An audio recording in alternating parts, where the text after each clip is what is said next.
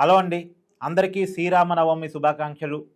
10 రూపాయలు petrol diesel rate తగ్గాయని TV ఛానల్లో బ్రేకింగ్ను చూసి పెట్రోల్ బంకుల దగ్గరికి వెళ్ళి అదేంటి 10 రూపాయలు తగ్గలేదు అని ఆశ్చర్యపోతున్నారా?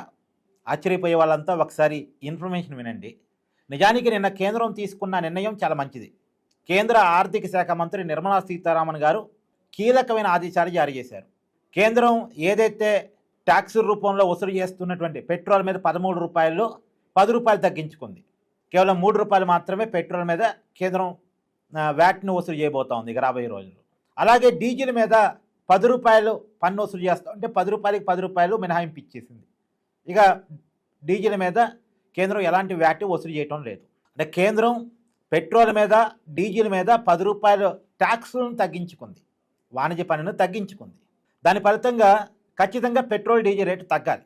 కానీ తగ్గలేదు. తగ్గకపోవడానికి ఉన్న కారణం ఏంటంటే, ఈ తగ్గించడానికి ఉన్న కారణం కూడా ఏంటి అంటే, ఇప్పుడు ప్రపంచవ్యాప్తంగా నెలకొన్నటువంటి ప్రత్యేకమైన పరిస్థితుల్లో ఇరాన్ వర్సెస్ ఇజ్రాయెల్ అమెరికా యుద్ధం ఫలితంగా ప్రపంచానికి క్రూడ్ ఆయిల్ సప్లైలో ప్రాబ్లమ్స్ వస్తున్న దాని ఫలితంగా అంతర్జాతీయంగా బ్యారెల్ క్రూడ్ ఆయిల్ ధర రేట్లో కూడా ప్రభావం పడుతుంది.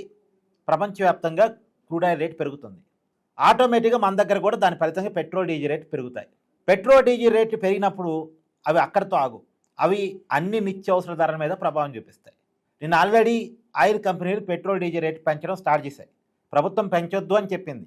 ప్రభుత్వ ఒత్తిడి మేరకు కొన్నాళ్ళు విన్నారు, కానీ ఇక వినటం మానేశారు. ధరలు పెరుగుతున్నాయి కాబట్టి వీళ్ళు కూడా ఆయిల్ కంపెనీలు ధరలు పెంచడం స్టార్ట్ చేశారు. నిన్న నయారా ఆయిల్ కంపెనీ వాళ్ళు దాదాపు 3 రూపాయలు పెంచారు పెట్రోల్ డీజిల్ మీద. వెంటనే ప్రభుత్వం కూడా మేలుకుంది.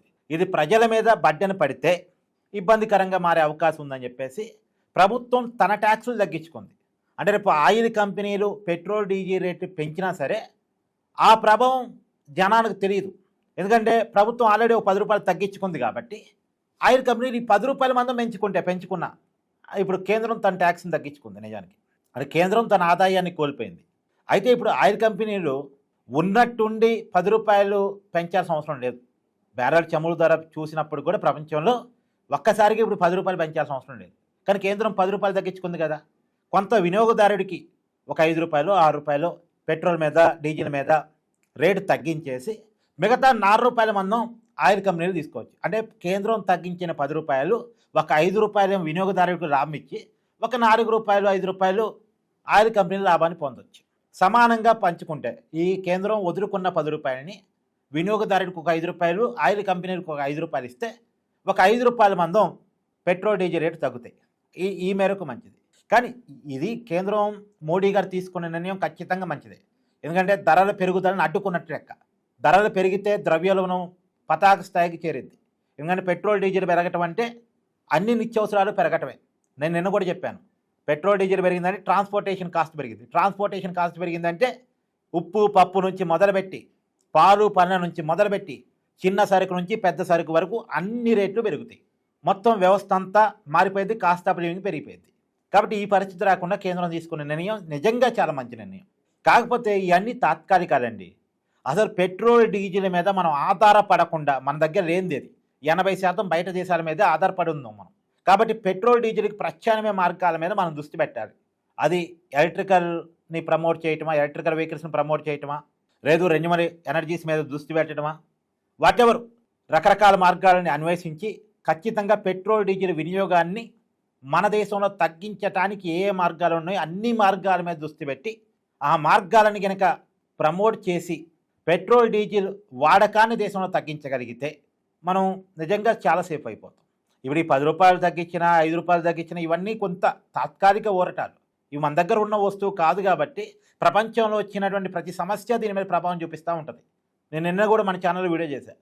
ఎవరికో జలుబు వస్తే మనం తుమ్మాలా, ఎవరికో గొంతు పడితే మనం తగ్గాలా, ఎవరికో జ్వరం వస్తే మనం మందు బిల్లు వేసుకోవాలా? చూడండి, ప్రభుత్వానికి కూడా లాసేగా 10 రూపాయలు ట్యాక్స్ తగ్గించుకోవడం అంటే. ప్రభుత్వానికి ఆదాయం పడిపోయింది. ప్రభుత్వం అంతా మళ్ళీ ప్రజలకే కదా. ఎందుకు ప్రభుత్వం ఆదాయాన్ని తగ్గించుకోవాలి?